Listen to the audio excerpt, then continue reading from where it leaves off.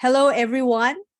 I'm Elaine Cercado, an executive coach, consultant, trainer, facilitator, and a director of POWERinU Training and Coaching Philippines. And I welcome you to this complimentary webinar, Building a Successful Startup, Strategies and Secrets from a Seasoned Entrepreneur. Before I introduce the speaker, let me briefly share an introduction about POWERinU. Anchored in our faith and values, we collaborate to empower individuals and organizations to achieve sustainable results through value-adding consulting solutions. We take pride in our values of being customer-centric, change advocates, passionate learners, and entrepreneurial leaders. So we are a consulting, training, and coaching company with established global partners and collaborators. And we offer the knowledge, experience, and expertise of a team of internationally certified and high-caliber trainers, consultants, and coaches with experience in various industries across Asia-Pacific countries. We have also served a plethora of clients in just 7 years, that is since 2016, which goes to say we have been doing this, the complimentary on a monthly basis, complimentary webinar that is since 2019. And so this is our 5th year of joyfully doing this and giving you webinars. And so for tonight, we have our distinguished guest speaker, and his name is Dmitri Kouchnirenko. He is a seasoned entrepreneur and expert business mentor with an impressive track record in building successful businesses. He is the founder of RedNet Global, a profitable marketing consultancy, and co-founded 2 trade finance fintechs, including Income Lend, which secured $20 million from Sequoia Capital and achieved $1 billion in financed volumes. He's also the author of The Rocket Startup, a valuable resource for aspiring entrepreneurs. As a speaker and educator, Dmitri shares his insights at top institutions. And today, he's ready to reveal his secrets to entrepreneurial success to our esteemed audience. So everyone, let us all welcome Dmitri Kouchnirenko.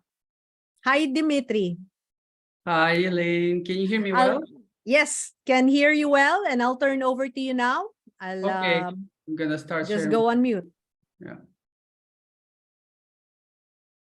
Okay.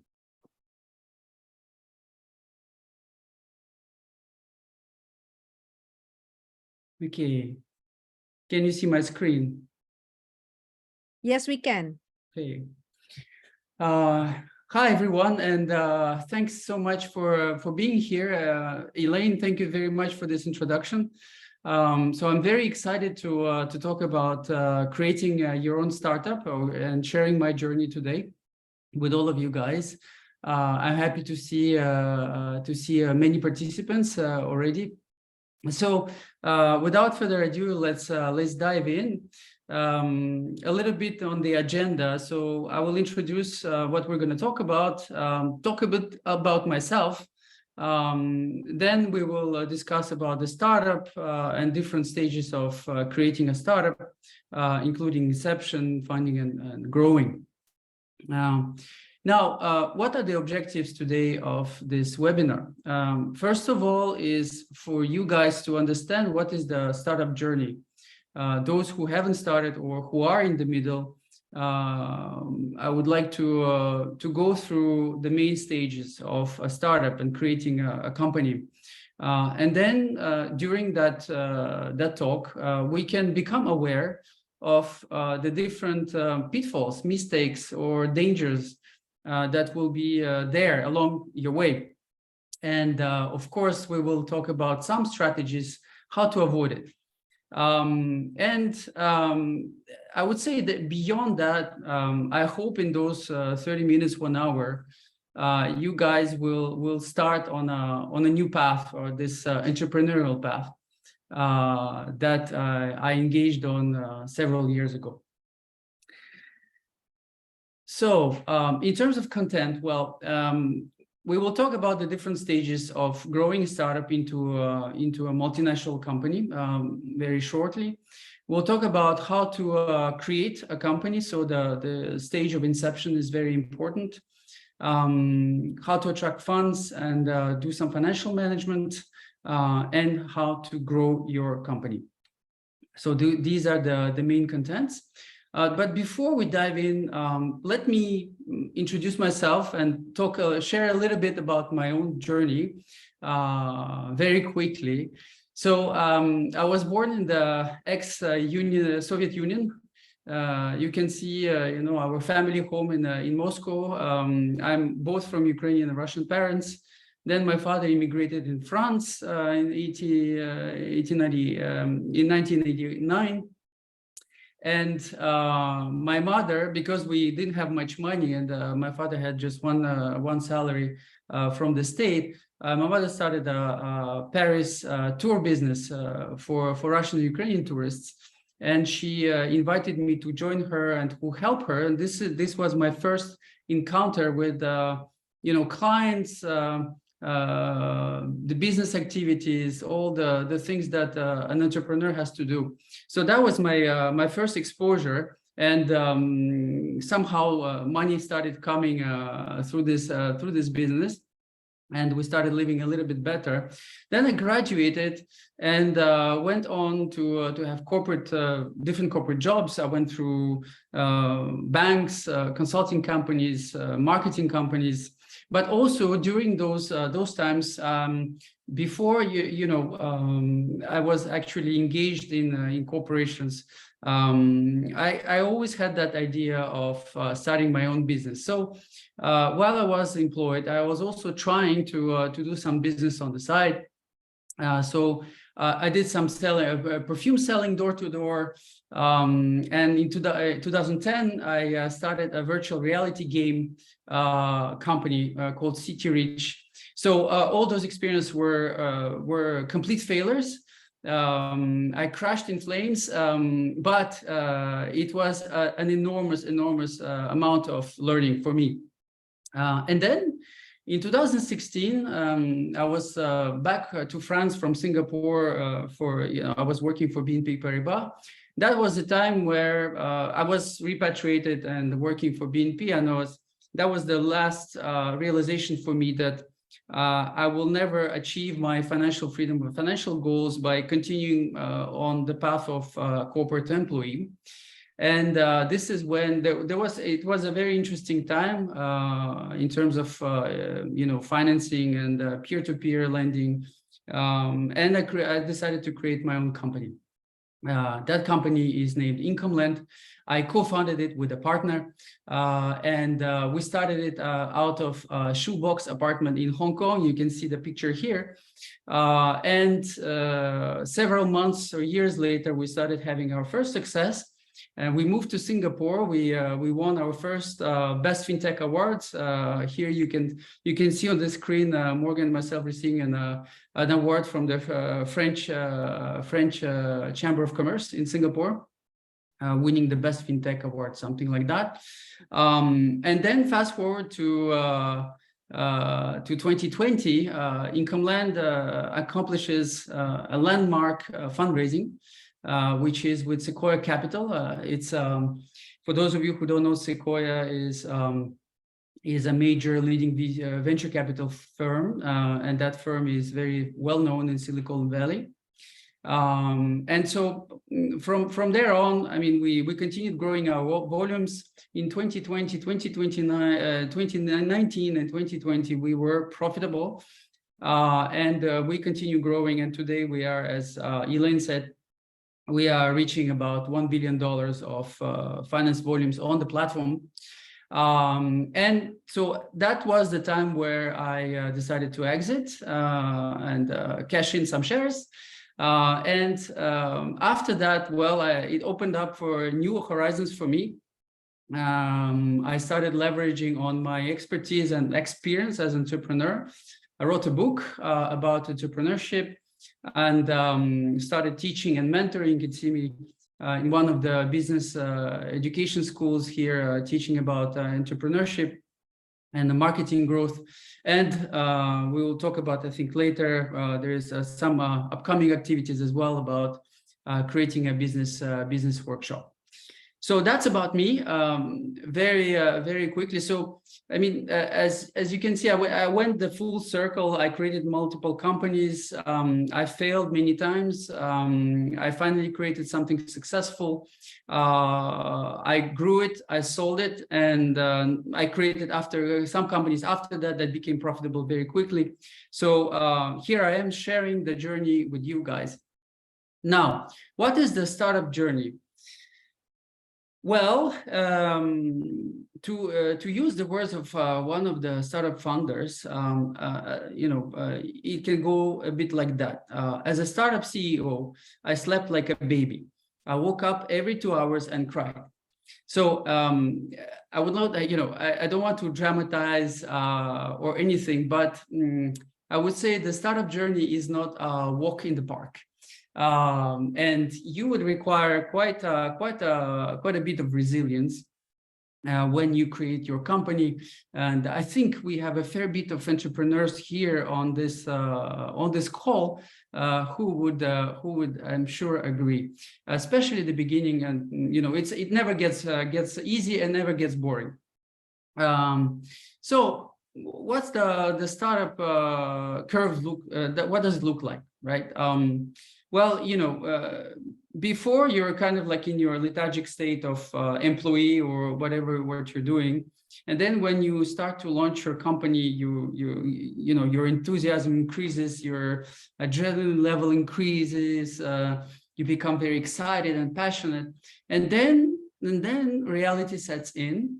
And you are going down, emotionally down, and you kind of like starting feeling very sad and maybe even regretting what you've done. And then it's going to be like a roller coaster from there on. And at some point, you're going to start growing. You will meet what we call your product market fit, and you will start scaling. And this is where the magic is going to happen. But this what we call the value of death in between. You have to remain strong. So what are the dangers, right, of a startup journey, of an entrepreneur journey? So first of all is lack of resilience. How do you cope with the lack of resilience and self-confidence? Well, first of all, the most important is you need to know your why, something that keeps you motivated every second of the day, something that gets you going. And it cannot be money. Money is just a mean. So if you tell me money, I will ask you, well, that money is for what, right? Is it to buy you freedom, to spend more time with your children, with your family? Is to allow you to travel the world? Is it to allow you to be more creative, to enjoy your passions, etc.? So it's really about knowing your deep down why. And when once you know it, it becomes clear to you. Type it, print it, put it in front of your screen or in your office, and each time you have a down moment, read it. Remind yourself of why you're doing this. Then, of course, the other thing is that you have to continuously believe in yourself. And this is something not easy. It's easily said than done. But you need to continuously discover power within you. And every one of us has that incredible power within that can allow us to unlock incredible results. And every one of us has a very specific, unique talent. And that is the thing that you can leverage on when creating your company. Now, the second danger is, helplessness, loneliness. Being an entrepreneur a founder, is the loneliest job in the world, especially at the beginning. So the way to cope with it, the strategy to cope with it is to have a mentor that can push you, support you, and also to have a support network. to surround yourself with like-minded individuals, people who are doing the same thing as you, or people who understand what you're doing and can support you. So that's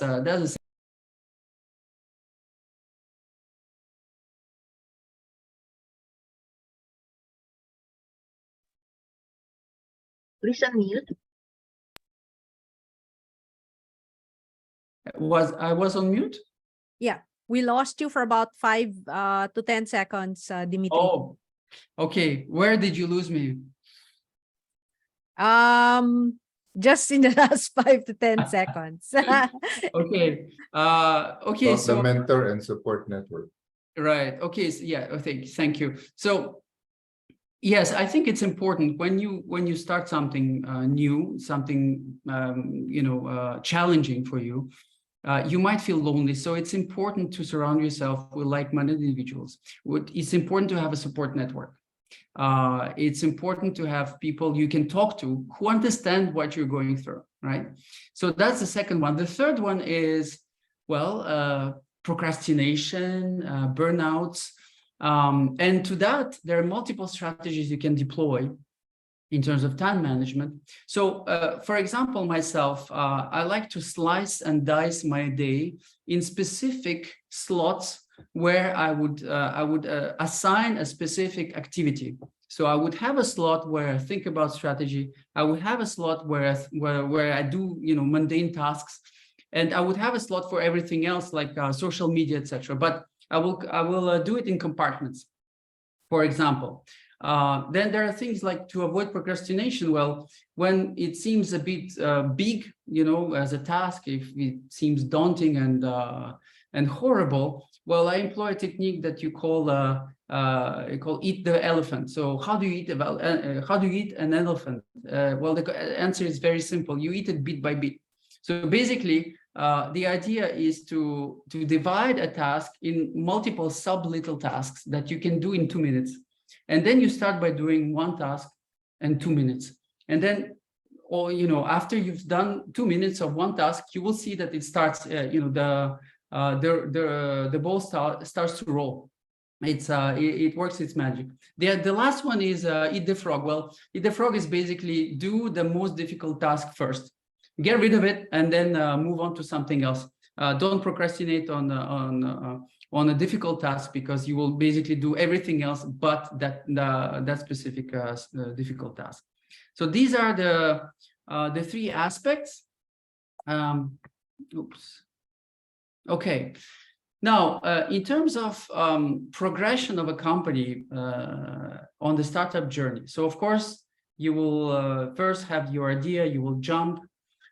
Then you will have what we call the pre-seed stage. The pre-seed stage is you just basically create your entity, but you also have to create a proof of concept, something very basic that allows to demonstrate the idea of your company, and also a presentation of your company. So this is a pre-seed. Once this is done, you're going to move to a seed stage where you create your minimum viable product to demonstrate the business model, and where you can start launching pilots. And then as you progress, you will go into a Series A. And Series A is where you start to ramp up sales, and you're starting to get some traction. Some companies are already profitable at that stage, some companies are not, but basically you're getting a sales traction. Then Series B, well, this is where you start to accelerate your sales and start to scale. And basically, this is where you are profitable. And finally, Series C, this is where you are about you are already a medium size or even large corporate. You're about to become an MNC because you're about to launch yourself onto different markets. So expand horizontally, and also you are expanding vertically by enriching your product offer. Okay, so let's talk about the first stage, which is Inception. Inception, well, this is by far one of the most important aspects of creating a startup. It's how you start. How you start is how it's going to go. And dangers are many. I just name here a few. But let's, for example, first one is usually the founders or the starting entrepreneurs, they will go after, they will fall in love with their product, and they will fall in love with their idea, and they will maybe justifiably so think it's unique, etc., etc. But there is one thing that a lot of people will forget is the need of your market, the need of your target audience. So let's say, for example, you're working on creating the perfect hamburger.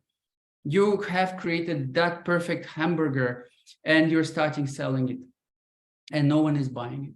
And then you discover that your location is wrong, but also you're selling it at a time where no one is hungry.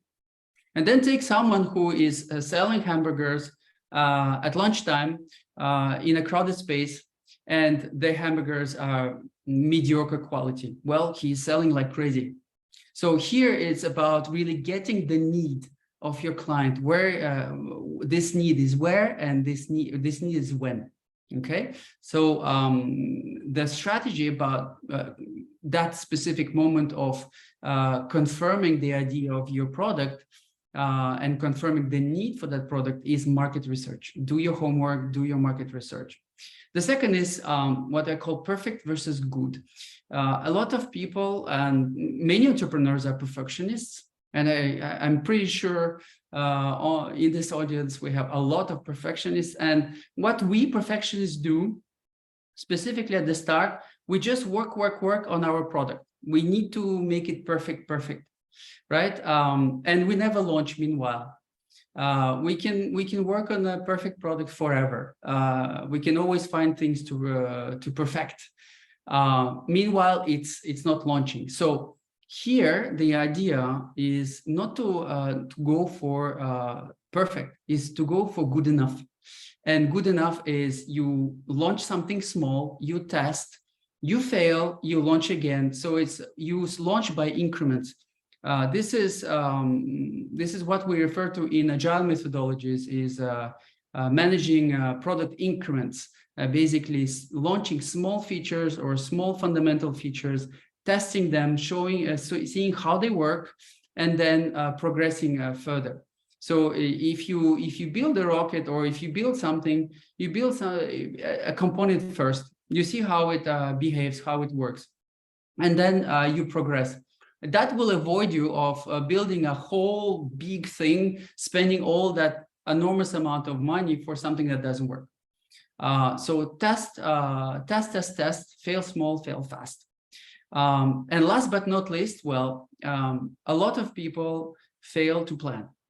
So remember, when you fail to plan, you're planning to fail. This is the most important thing in entrepreneurship.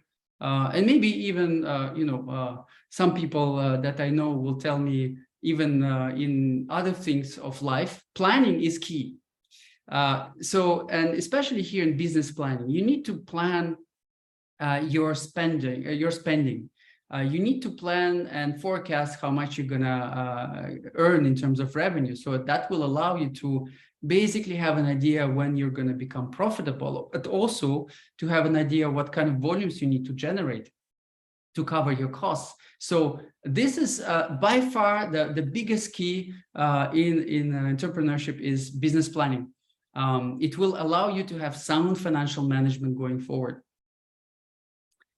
Oh, by the way, just a small reminder here. If you guys have questions during the talk, please post them in the chat so that we can process them at the end of the conversation.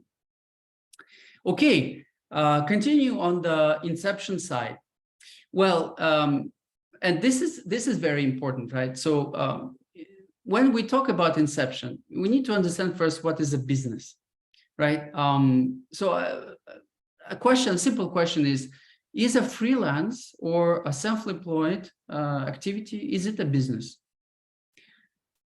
No, it's not a business. It's an activity where you basically create a job for yourself, right? What is that? The idea of a business is something that you create that you can multiply without adding additional time or effort. And that is the goal of any entrepreneur. The single goal of entrepreneur is to create processes, is to create models and solutions that you can further scale and expand, and your time is not engaged proportionally, so that your time is freed up for something else. So as entrepreneur, always remember you're creating, leveraging on resources, creating processes, automating, basically creating anything that can be multiplied without additional time. And when you use people, when you have teams, when you create powerful processes, this is where it happens. In terms of types of businesses, well,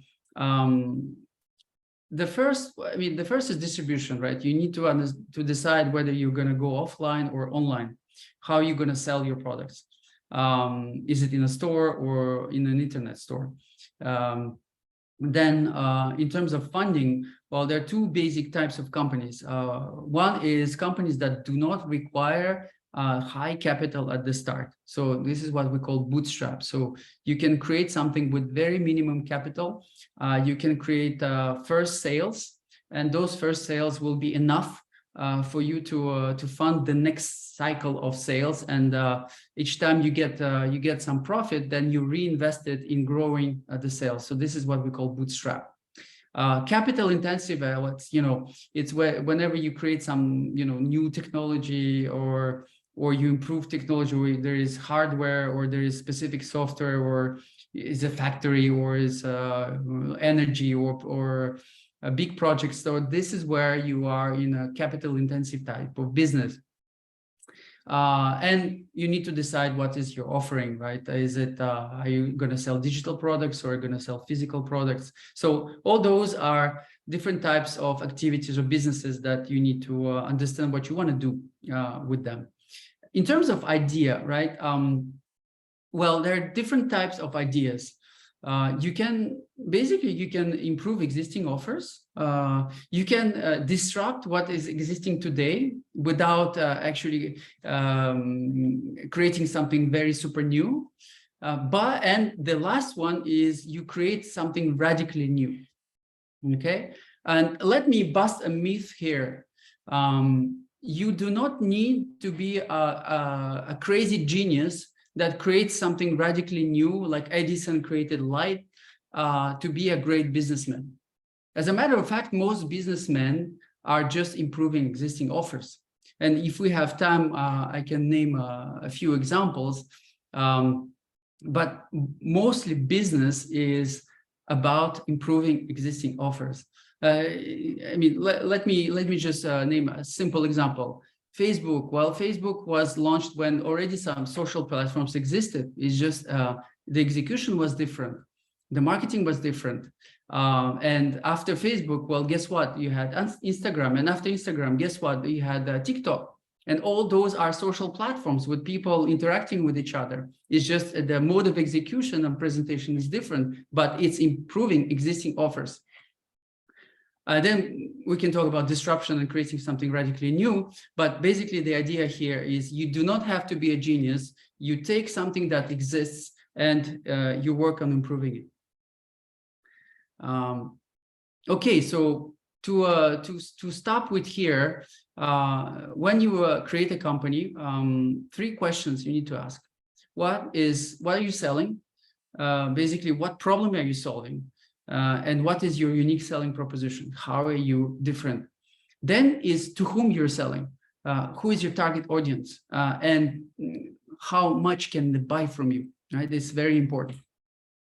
And where are you positioned? What kind of market you're positioned on? Are you going to be a new player? Do you have to be do you need to have a niche positioning, etc.?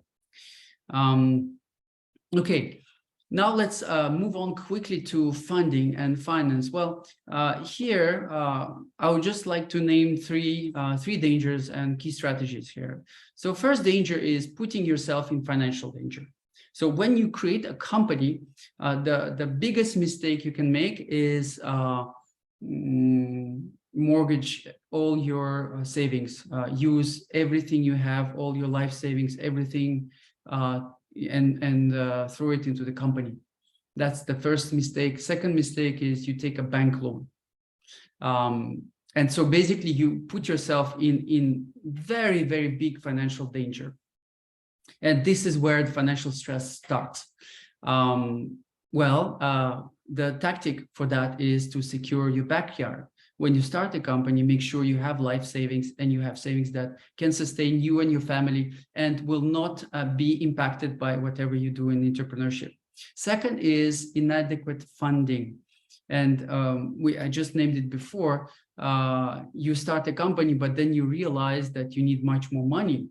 And you have already engaged some, or you took some loans and you realize that you need more money. And this is where equity fundraising comes in as a strategy. The idea is to fundraise money for your company, that this money doesn't belong to you, but you basically take in that money in exchange for shareholding.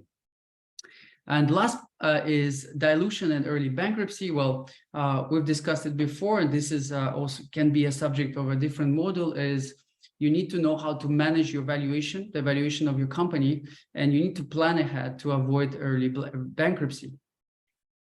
So when you fundraise, you need to know how to master your pitch, and this is a whole different subset of entrepreneurship. Okay, last but not least is growing, scaling, and beyond.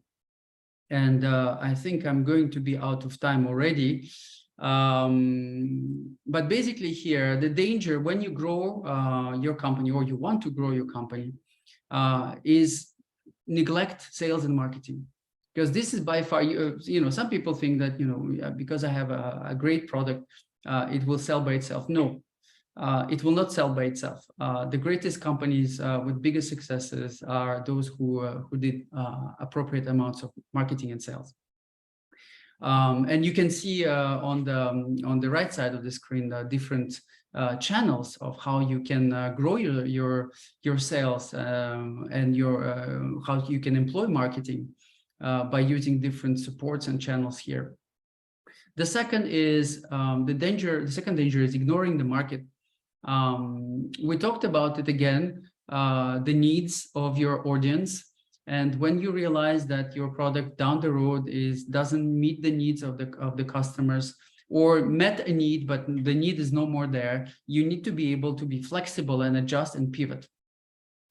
The third is confusing growth and scale. Well, here I can just go to the last slide. Here is scalability and growth are not the same thing.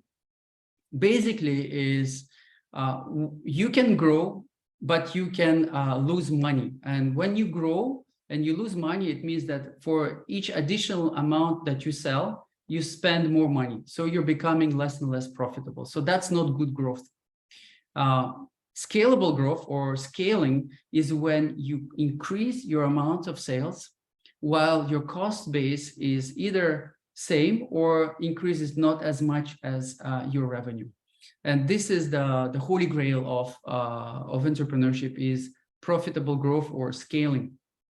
And the key to that is to have very good processes, very strong automation across the board of the workflow processes of the company.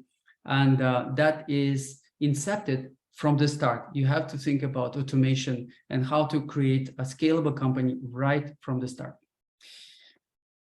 Okay, I think we're reaching the end of the presentation. I'm 5 minutes late. In conclusion, my friends, you can do it. Everyone can do it. We all have the power within to do it. What you need to do, what you need for that, is not to be a genius, is not to have crazy knowledge about everything. You need to have desire. First of all, you need to really want it. Then you need to believe that your idea is great, your product is good, that you're going to succeed, and believe in you, believe in yourself. Focus. Well, focus is don't spread yourself too thin. Don't go after different ideas at the same time. Focus on one. And that's one of the keys. And of course, persistence. It's a long road. You need to know that if you're creating a company, you're signing up for a long process. It can take years. It will be difficult, but you have to persist. And this is, at the end, this is where magic happens. And of course, when you do that, when you create your own company, you want to progress. Well, the key is to learn the best practices and get support from a like-minded community. So I think that's about it. Elaine, I will pause here and see if there are any questions at this stage. Okay, thank you so much, Dmitri. Wow, very, very interesting.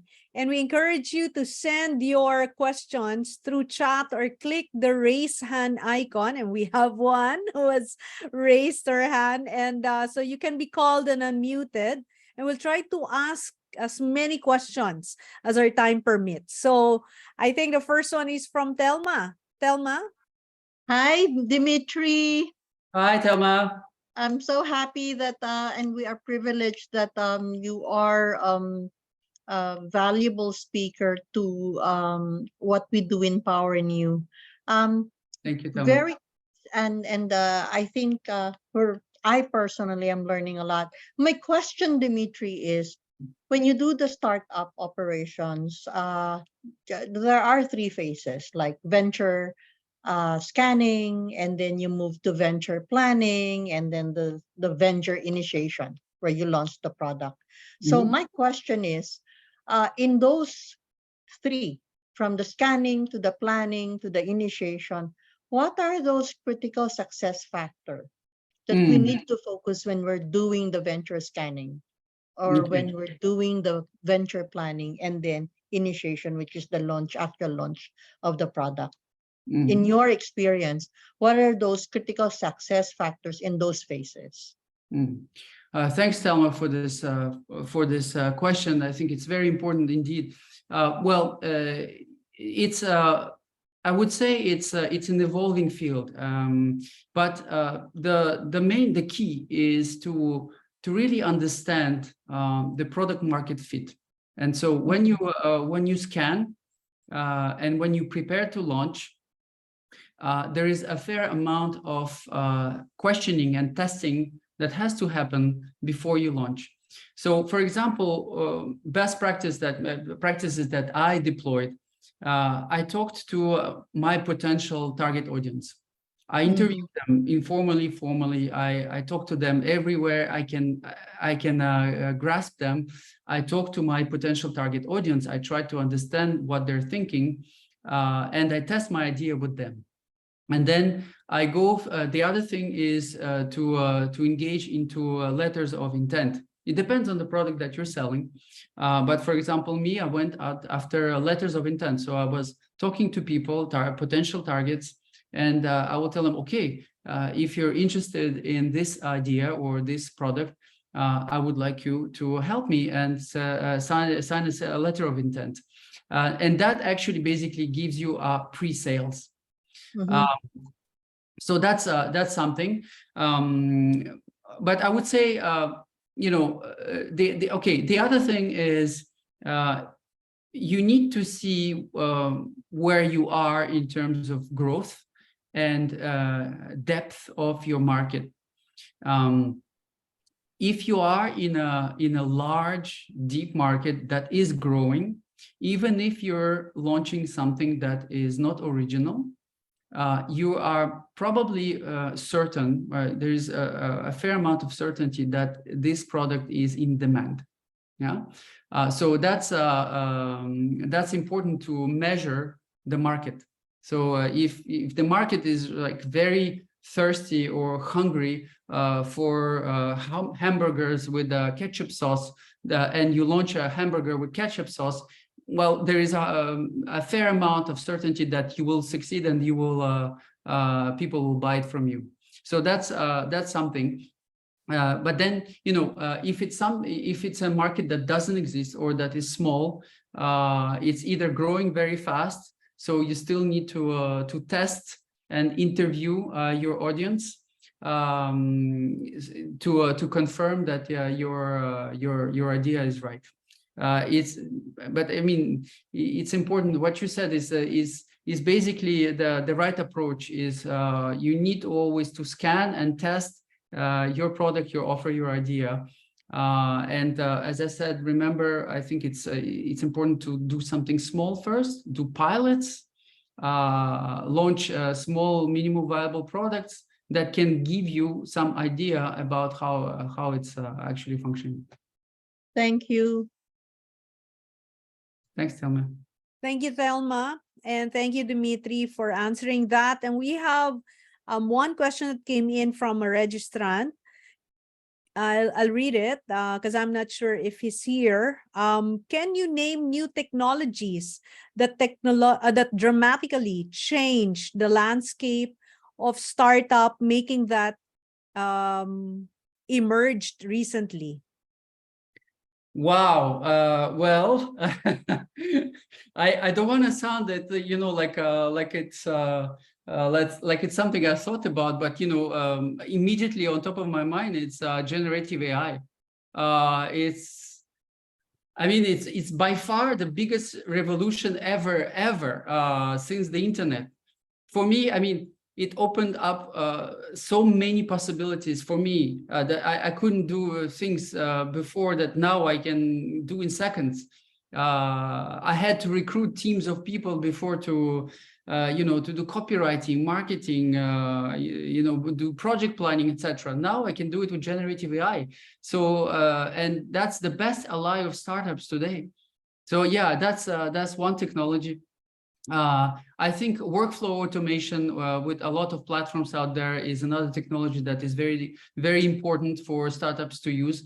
As I said before, when you incept your company, either it's bootstrapped or capital intensive, it has to be natively automated. So it means that you need to go after platforms that allow you to automate your workflows, automate your payroll, automate your accounting, outsource anything that is not core or critical to your activity or to your offer. Okay, so AI and workflow automation are some of the possible, technologies to use.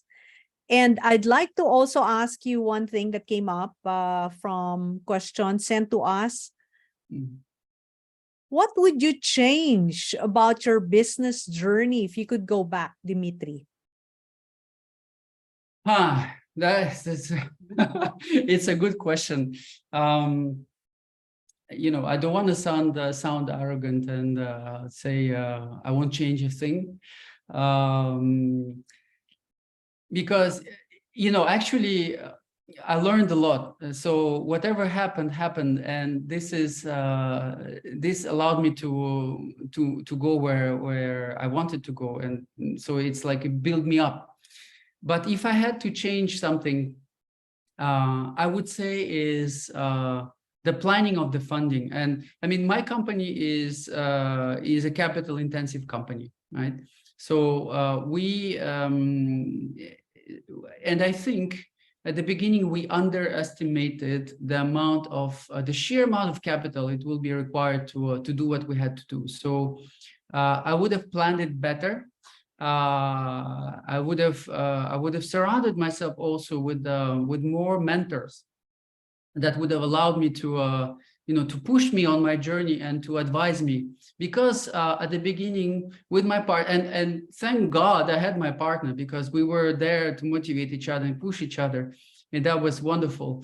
But I would say, especially at the beginning, we still need someone senior to guide us, to advise us, and I would have welcomed that as well. So so those two things, Elaine. Okay, so mentors, partners, they do help, especially during those times when you're going through some tough or rough, part of putting up the business.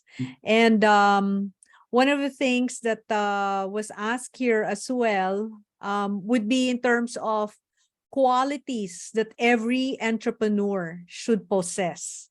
You have mentioned a few. In fact, there were a few examples, but is there anything else that you'd like to highlight at this point or emphasize at this point? Yeah, well, I think, one of the qualities that I see in most entrepreneurs is a sense of urgency. It's and there it creates a lot of it creates a lot of misunderstandings or frustrations with the people that surround that entrepreneur, because an entrepreneur is basically impatient and needs to move fast, and his rhythm is dictated by the client, and that's the sense of urgency. When you launch something, when you create an idea, when you have something in mind, and when you have a client that wants to buy it, you have that sense of urgency. It's important to have it. Of course, there are other downsides to the sense of urgency, which is impatience and frustration, etc. But that is something that I see in most of entrepreneurs, is that sense of urgency. The other thing is I would say a general world is mindset. And that it covers a lot of things, but being entrepreneur is having a specific mindset, and that mindset is, well, it's basically about resilience, about having that faith that it's going to turn out the way you want it to turn out, or the way you plan it to turn out, or it will turn out for the best. So it's, I would say it's faith in that case. Okay. I'm sure this resonates to some of us, the sense of urgency, mindset, and faith. And I'm asking the audience here, or even in Facebook Live, where we are live streaming, we do have someone who's tracking it. Any questions or comments you may have for Dmitri? We still have time for perhaps 2 to 3 questions for the remainder of the time. So we do have a few announcements as well. So do stick after the Q&A with Dmitri. The other question that came in, Dmitri, and before that, okay, because something that you said just now resonated with me. So when you are trying to do so many things, because there's sense of urgency, like what you said, everything seems to be urgent. How do you manage the competing priorities while also thinking about, of course, the fact that there are limited priorities, or limited resources sometimes available to you, and these priorities, of course, might require those resources, but at the same time, because there's sense of urgency, how do you balance that? What have you learned that you can share?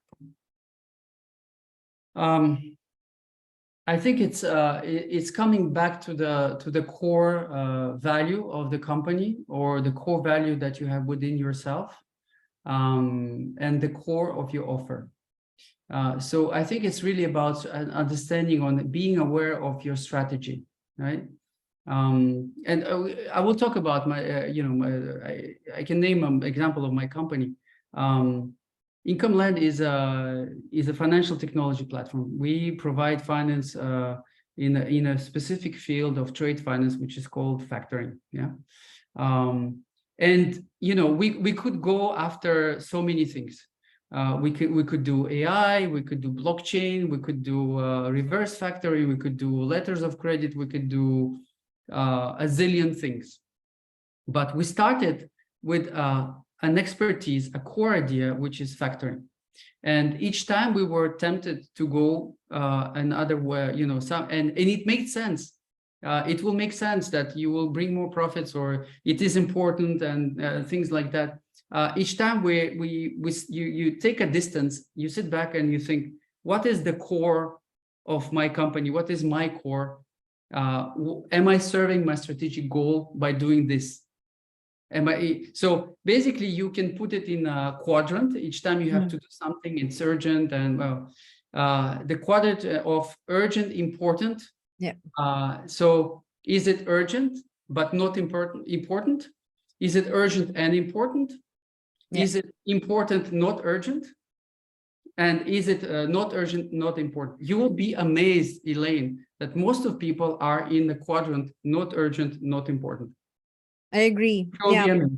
Yeah, and I do subscribe to that practice, you know. Of course, since I think I'm older than you. Since my time popularized by Stephen Covey, you know, in the time management principle of really looking at what's important. Not Yeah. necessarily urgent, but what's really important. Yeah. The core, the why, which you mentioned actually. Yes. Very, And very important. I would And say also, you Mm. know, in that specific case, it is key to spend time on something that is important and non-urgent. And that Mhm. is what I call strategy, Mhm. strategic thinking, and self-development, learning and self-development. This is not important. This is not urgent, but it is But important. Yes. So thank you. And there are a couple of questions. I just want to read them.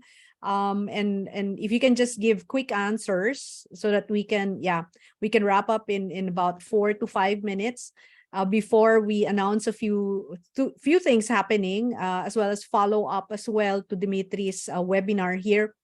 Hi, Dmitri. Thank you for sharing informative business practices that the entrepreneur must consider. The question is, how will you keep your business successful the entire time? From Dave, DC88. Hi, Dave. Thank you so much for this question.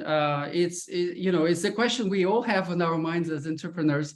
I would say the simple answer is keep evolving with your market. You might have an offer, but you always need to keep on changing. If you do not change, you will die. This is very simple. So how you continuously are successful is by continuously adapting and improving your offer. So you can pivot, you can adapt new technologies, but basically you have to become every time follow the change in a manner that improves systematically the things that you do. So you are in a constant improvement by way of change. Okay, thank you. So keep improving, keep innovating. And then the next question. Hi, Dmitri, thank you for your presentation. How long is the cycle time before launch with a starting point of the first MVP development is considered normal nowadays, considering that most of startups are long gone from usual brick and stone ones, if there is something that can be called normal?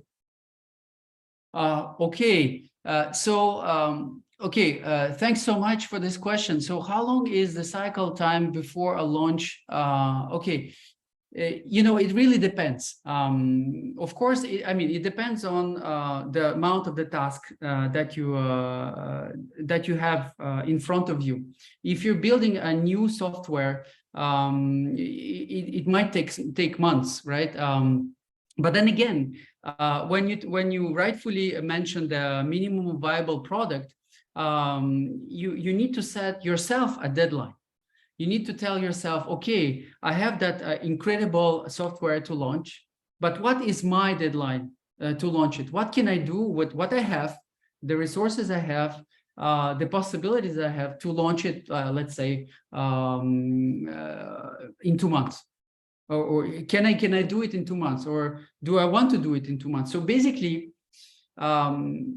you set the deadline. And when you set the deadline, this is where you start adjusting and adapting the content of the offer and also the resources you will employ to create that offer. And that offer doesn't have to be crazy perfect. As you said, it can be an MVP. And it's very important what you said is brick and mortar businesses going bust, etc. Today, most of entrepreneurs who start companies launch themselves online. Right, so online businesses allow you to test faster, to create more easily, to be more fluid. When you create something physical, you need to be very careful when what location you choose. For example, if once you chose it, you're done for multiple years. So yeah, but I hope you get my point. Thank you. And thank you for the answer and the inspiration, from the center of the question. Thank you so much, Dmitri. That's all the time we have for the Q&A. I'm so I'm so inspired as well, and so encouraged by all the questions as well that came up here, but also your content was, and your sharing of experiences, your answers, they were all very, very helpful. So I'm sure the participants here, plus in the other platforms where we're showing this, will be very thankful for all that they're learning or they have learned from this. So thank you so much, Dmitri. Any last words before we go into our announcements? Believe in yourself, have faith, and everything will happen as you want it. And thank you so much for being a wonderful audience. Thank you, guys. Thank you, Elaine. Thank you, Dmitri. And I'd like to just share a few announcements before we go in the last 4 to 5 minutes. So you don't miss out. Subscribe at POWERinU.com.ph to get updates on our events, webinars, and free resources from POWERinU and its partners. And lastly, everyone can access the recording of this webinar through POWERinU's social media platforms, including website, the Facebook page, and the YouTube channel. Every one of you who registered here will automatically get an invite for next month's webinar on October 3. Okay, and we'll share more about that webinar on October 3. Meantime, we'd like to just show again the book of Dmitri, co-written by Dmitri, The Rocket Startup, which is a book which shows or offers a complete blueprint. If you like what you heard from Dmitri, this book offers a complete blueprint on how to create a successful startup and is available on Amazon.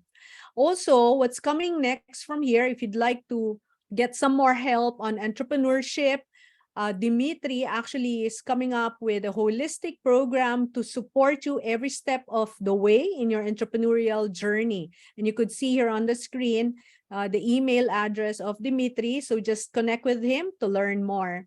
And Dmitri, talking about AI, is actually offering a workshop for marketers and creative minds, to revolutionize your marketing. Join Dmitri for an exclusive training session on harnessing the power of ChatGPT for unstoppable marketing success. So learn more and sign up for the training at POWERinU.com.sg or even .ph. So I mentioned earlier, we have a webinar, which is our next month's webinar, complimentary as well, on October 3, 7 to 8 p.m. Are you tired of ineffective communication and lack of alignment in your team? So join our upcoming webinar entitled Conscious Collaborative Murmuration, Unlock Your Team's Potential, and discover the power of intentional collaboration. Our guest speaker is Jennifer Nuya, who will guide you through the benefits and importance of conscious collaborative murmuration, define key performance indicators and metrics for evaluating its impact, and share strategies for scaling it from small teams to large organizations. You will also learn how technology can support your team's collaboration, making it more efficient and effective. So don't miss this opportunity to unlock your team's potentials and take your collaboration to the next level. Sign up now. The other things that's coming up is our online masterclasses, which is open to every one of you here and to your friends, networks, office mates, your whole organizations. So if you're ready to supercharge your leadership skills, join our online masterclasses on leading others. So this is for team leaders, high potentials, managers, or even for those of you who just want to learn more. Sign up, and you do see on the screen on October 6, leading and developing others with emotional intelligence. October 13 on team management, team conflicts, management and resolution, engaging a diverse team to collaborate, October 20, and the leader as a coach on October 27. We do have promotion here that if you enroll in 2 or more sessions, you get a discount of 300 pesos per session. And so sign up now. And we always want to get your feedback because we want to continuously improve. It only takes 10 seconds to answer this short poll. And so do scan this or look into your chat box where our support has put the link for you to fill it up. It only takes 10 seconds. Your responses will help us further improve. So we thank you in advance and for always following us and watching and learning from our webinars. So everyone, I hope this has been an enriching session, a worthwhile session for all of you. In as much as it was for me, thank you so much for joining us, and we hope to see you again in the next learning session on October 3. So have a good evening and goodbye.